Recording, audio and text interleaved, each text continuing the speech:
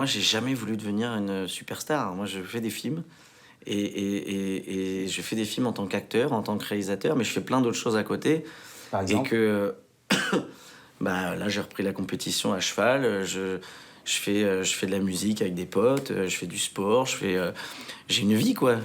4 Césars avec Ne le dis à personne, 5 millions de spectateurs avec Les Petits Mouchoirs. Guillaume Canet, ancien champion de saut d'obstacle, devenu réalisateur à succès, remet les compteurs à zéro avec un nouveau film tourné en anglais dans les rues de New York. Le charme discret de Guillaume Canet cache en fait un tempérament de feu qui brûle pour ses films, un père de famille qui veut qu'on le laisse tranquille et un homme inquiet jamais satisfait. Canet a découvert la vie au cul des chevaux. Vous êtes un gamin de la campagne Ouais, qui, petit, sentait le crottin de cheval. ouais, Votre père était éleveur de chevaux, ouais, c'est ça? ouais, mes parents, ouais. Vous arriviez à l'école avec l'odeur de crottin? Ouais, bah oui, parce que je faisais les box avant d'aller en cours, donc. Qu'est-ce que vous avez appris la campagne et les chevaux? C'est les gens de la campagne qui m'ont appris beaucoup, surtout. Tête sur les épaules? La tête sur les épaules, c'est la parole, voilà, des gens droits. Et je me sens bien avec des gens comme ça, avec des gens simples. Je me sens bien dans la simplicité, en fait. Donc, depuis le film Japlou, on le sait un peu, vous avez failli être champion d'équitation, Ouais. sauf qu'à 18 ans, Ouais, j'ai eu cet accident qui m'a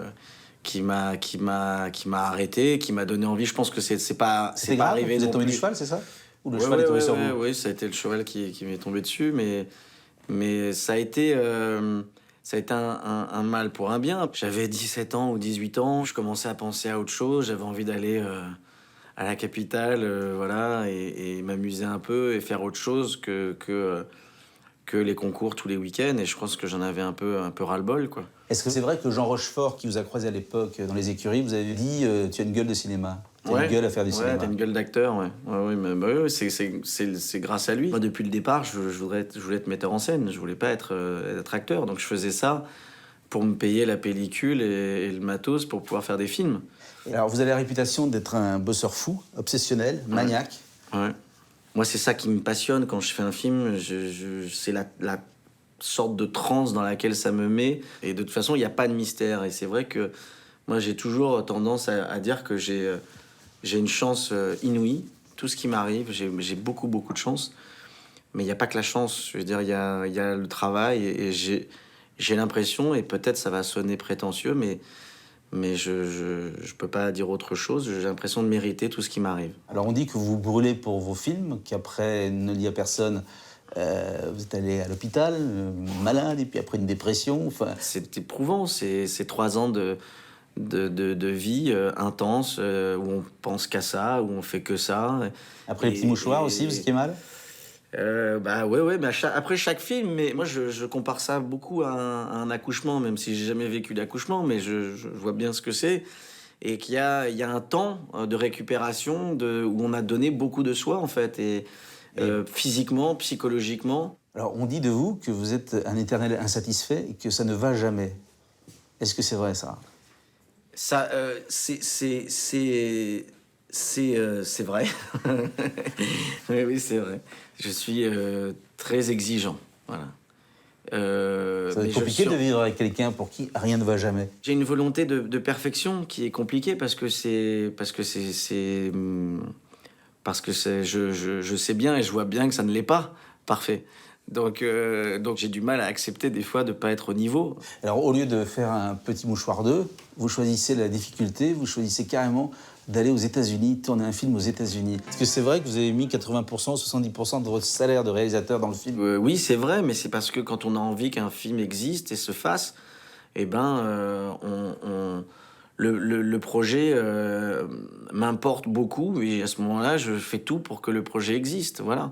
J'ai lu quelque part qu'avec vos premiers cachets, vous êtes acheté une maison et le jour de l'inauguration, vous êtes allé pisser au fond du jardin en regardant la maison en disant c'est à moi tout ça. Est-ce que sur ce tournage, vous êtes allé pisser au fond du tournage en disant je tourne aux États-Unis, c'est moi tout ça? Non, parce que si vous pissez dans New York, vous allez finir au poste.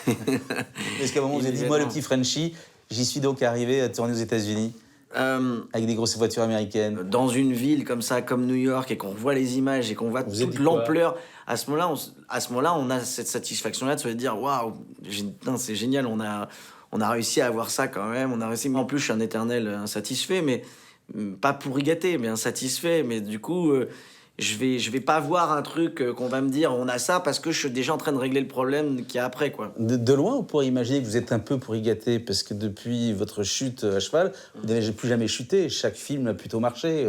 Mais c'est pas vrai, c'est pas vrai. Il y a pas... Et puis les échecs ne sont pas que dans le nombre d'entrées au cinéma. Il y a la vie, il y a ce qui on vit. On n'est pas que des acteurs ou des réalisateurs. On vit des choses aussi dans notre vie personnelle. Alors, Donc il y a des choses où on se prend des coups dans la gueule et on apprend et on se relève. Avec Marion Cotillard, vous êtes le couple le plus successful du cinéma français. Vous êtes d'une discrétion absolue. Vous vous débrouillez pour qu'on ne parle jamais de vous. Pour moi, c'est quelque chose de totalement naturel, dans le sens où, quand on fait un film, on donne à 150% de soi.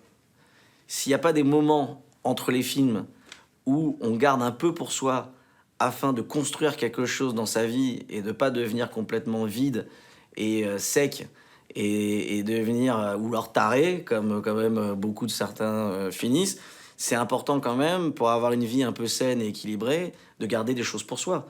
Donc moi, c'est pour ça que je suis très véhément par rapport à ça, et que je me défends quand je peux me défendre, et que je fais ce que je peux pour éviter que des gens rentrent dans ma vie privée. C'est pas toujours facile. Et chaque vie de couple est compliquée. Est-ce que la super exposition ou la superstar rend encore les choses plus compliquées? Non, parce que moi, j'ai jamais voulu devenir une superstar. Moi, je fais des films, et je fais des films en tant qu'acteur, en tant que réalisateur, mais je fais plein d'autres choses à côté. Par exemple? Et que bah, là, j'ai repris la compétition à cheval, je fais de la musique avec des potes, je fais du sport, j'ai une vie, quoi. J'ai ma vie, et j'ai C'est pas... possible. Donc c'est possible. Bah, c'est possible si on en a envie.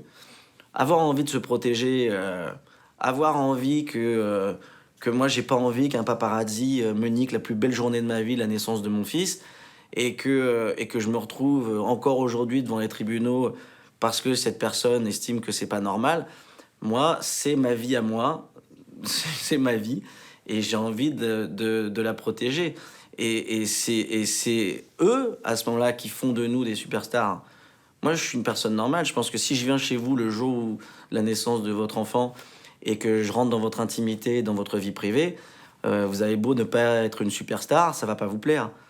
Donc voilà, simplement, moi, je veux qu'on me respecte en tant qu'homme et pas en tant que superstar ou n'importe quoi.